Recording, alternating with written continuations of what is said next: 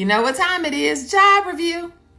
Job number 1, quality assurance tester, manual QA. It looks like they only want about 2 years of experience. It's all of the core QA role responsibilities. We're not going to go over this, but it does says any automation is a plus. Let's go.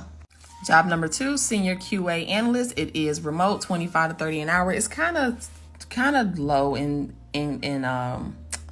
how much, but again, all core QA stuff. It does say experience coding and programming like this is a plus. Let's go for it.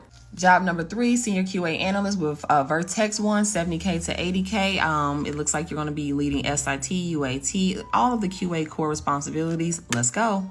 All right, here's another one, quality assurance analyst contractor role with SS&C. Again, core QA roles and responsibilities. I don't see anything we should be having a problem with, so let's go. Now, it does say minimally requires a master's degree or bachelor's and 2 years related experience or high school.